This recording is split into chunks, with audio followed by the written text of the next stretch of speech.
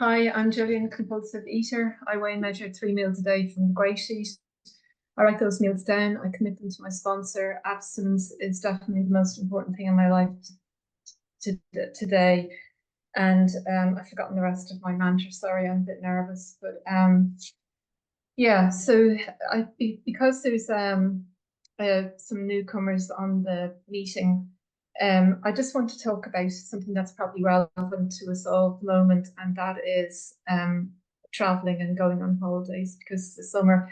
And I think the reason why that's kind of playing on my mind, well, not playing on my mind, but I'm thinking about that because when I was considering, I attempted Great Sheet once or twice, and then after a long time, it was always in the back of my head to come back to this. But one of the things that frightened me off was the idea of traveling and going on holidays and staying in hotels and eating in restaurants and all those things. And I think that can be quite scary for newcomers because we do this without exception, no matter what. And so my qualification is really just about the joy of traveling in Great Sheet and the joy of living through those experiences very successfully, and how not only does it not kill the joy of the holiday, it actually enhances it. And it's just a win-win situation. So, and just briefly, my story is first of all, I'm delighted to be on the Irish meeting. I'm from Dublin originally. I moved to the UK in 2003, and I'm frequently back and forth in Ireland at the moment because my parents are quite elderly. But it's lovely to be on here and hear Irish accents. But yeah, so my story is that I was always unusually interested in food. Even before I can remember, family members pointed out how I had an unusual interest in food, and it was seen as greed, it was seen as a bad thing. And that's the way I felt about it, that it was something shameful. And and that started the kind of the hiding my eating in secret. That was kind of the beginning of that.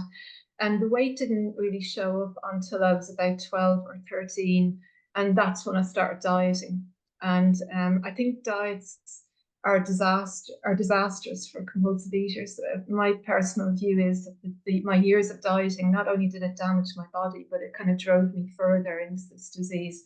It made me even more crazy around the food than I actually was to begin with. But so yeah, just to kind of, I dieted from 12 or 13, sometimes with success, sometimes I would lose quite a lot of weight. But I would always put it on, and generally I would put that weight on plus more. It was like an elastic band stretching, the diet, and eventually it would snap and I'd come back into it. And there were times when my binging got so bad that my jaw hurt, and I was frightened, honestly, by the amount of food that I could eat. And my weight fluctuated depending on how successful I was with dieting. But at my very highest, I weighed just over 16 stone. And I'm sorry for people who weigh in pounds. I can't quite calculate that in my head. There's 14 pounds in a stone. So you can kind of figure out that that is a lot of weight to be carrying. So when I came into Grey Sheet, I wasn't quite that weight, but I was nearly there. And it was just such a, well, this is when I came back to Grey Sheet in 2018. And I came back with a massive sense of surrender. And I just stopped thinking about weight. I mean, not everybody comes into Grey Sheet to lose weight, but that was my raison d'etre. But I stopped thinking about it. I just kind of accepted the program and kind of, and I had a sense of peace. And it took me 18 months to lose that weight. So I'm maintaining that weight loss since. My weight has never gone back up. It fluctuates by at the max 2 or 3 pounds in a month in that time. That's the other beautiful thing about this program. We weigh ourselves on the first of the month, and if your weight starts to fluctuate over what you should be, then you adjust your food slightly with obviously discuss that with your sponsor. And just to kind of get back to traveling and holidays, this morning I had another GreySheeter. I'm hearing from a lot of GreySheeters who are moving around places at the moment. I'm hearing about their beautiful traveling experiences and what they're doing and also what they're eating, how they grey sheet. It works in every country, no matter where, but how they, they adjust it like that. And I had a lovely photograph from somebody who's holidaying in Sri Lanka at the moment, and she sent me a photograph of herself on the beach in a bikini with her family. And she was talking about, first of all, being able to wear a bikini on a holiday with her family and not feeling a dreadful amount of shame about it, but also about how the food is quite, the fruit is quite exotic, which is not something that we eat on GreySheets. So she's eating quite simply, but very much enjoying it. And that's my experience when I've gone abroad as well. And I was kind of thinking, because I lost so much weight, I was 49 when I came in here. Even though I kind of dreamt of this bikini body and I've lost all my weight, I have a lot of loose skin. So I still would never stand in a bikini on a beach even now. But so what? Like, I look good with my clothes on. And I just, it's so freeing to be able to go on holiday and wear what you want to wear. If you're in a hot environment, to wear something light and loose. My summers were always in big black knitted things that covered everything. I absolutely hated the summer. I hated the heat. I just longed for the winter to return again, so I could kind of hide in my big black dark coloured tents. And I also had another email from somebody who's actually on here at the moment, and she was saying that she went to an art gallery and she was dancing as well. And I was kind of thinking to myself, when I was in the food, they're the type of things I've always enjoyed doing, going to, not necessarily dancing, but moving my body, running or walking. And also, I love art galleries and museums, but there's a dullness and an apathy when you're in the food. And so even the things that you would enjoy and want to do, you just don't want to do them. You're kind of lost in that fog, and everything feels so oppressive. And things, but this is my personal experience, everything just felt like so much bloody effort. It was easier just to stay at home and eat. And it's just, I mean, they're two holiday experiences. And then I was thinking about another lady that I follow on Facebook, and she's in America, and she travels in a kind of well, I suppose they call it an RV in America. Here we'd call it a minibus or a van or something. She seems to be in that most of the time. And the grey sheet is so glamorous, the way she's presenting it. She uses beautiful dishes. She talks about, oh, I'm off to the supermarket, like it's a fantastic event, which it is. I love going to the supermarket to buy my food. And, there's just so much freedom in this, it's not oppressive at all. And then just, for that matter, like we would do this grey sheet when we're ill, and I've had the honor of following my wonderful sponsor, as she has just gone through her third bout of cancer whilst being a grey sheeter, and stayed abstinent with absolutely no issues or dramas the whole way through, staying in hospital, being operated on. She just kept in touch with her sponsor and spoke to her doctors, and it was no problem. And that gave me a lot of ease, because let's face it, we're all going to end up in hospital one day. This is not going to make us healthy forever. We're all going to eventually be ill sometimes, but I know that as long as I stick with this flu plan, stay within this community and keep my spiritual life going, no matter what happens, I can do this one day at a time. And it's not a drudge, it's actually a joy. And another thing that I was thinking about is, I'm sorry for flitting all over the place, but I was just making notes before I came on. When I first came back into GreySheet, a GreySheeter who sadly no longer does GreySheet, she said to me, and it always stuck in my head, if you surrender to this fully, then your higher power, obviously you have to plan, prepare, and protect, your food. But if you surrender to this, higher power will always look after you. You're never going to find yourself in a situation where you can't do this. Occasionally it might be a bit embarrassing and awkward, but you'll get through it. And that has been my experience over the past 6 years. So just to talk about holidays, how am I doing for time, Jules? Oh, see, oh, I can see. Thank you. Thanks. I'm sorry for rambling, but I've told the story on a few meetings, so forgive me if somebody's about any of you have heard this, but one of my outstanding holiday experiences, and this kind of sums up my holiday experiences prior to Grey Sheet, really. I went on a 14-day trip to Vietnam. I've always enjoyed traveling.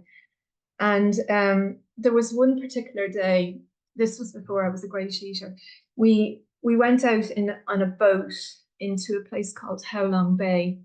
And it was the most beautiful place on earth I've ever seen. And the water was kind of like deep blue. And there were all these rocks, huge rocks coming out of the water. And it looked like we were floating around chess pieces. And I really liked the group of people that I was traveling with. The food was amazing, and the weather was lovely. And I don't actually remember being so miserable as I was. You know, I felt absolutely and utterly distraught.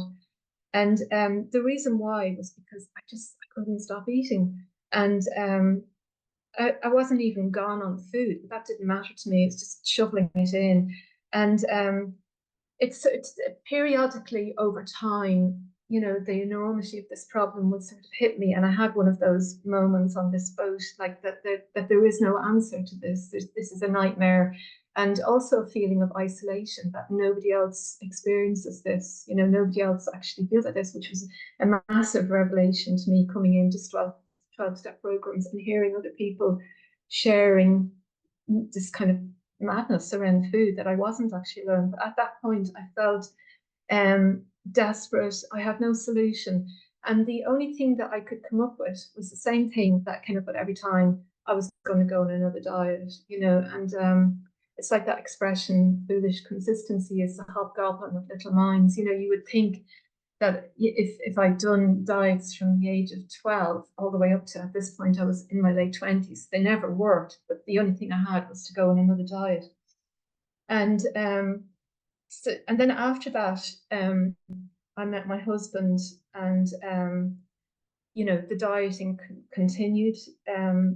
I remember particularly for my wedding, I was determined not to be a fat bride, so I went on this hideous starvation diet. And I'm sorry I don't have photographs to show you, but I was still 30 pounds higher than I am now, but I looked okay. I didn't look too big. And even on my honeymoon, the binging started again. It was like that elastic band snapping back. And after that, our holidays were always, my idea of a holiday was binging, you know, and we would spend an absolute fortune in restaurants. And I would get very angry with him if he wouldn't binge with me. And as the holiday went on, I become more and more bloated. And again, I came back from the holiday with the post-holiday diet. And that was the madness that I lived in until I came into the Grey Sheet. And recently, we've just been away. We went away for 10 days.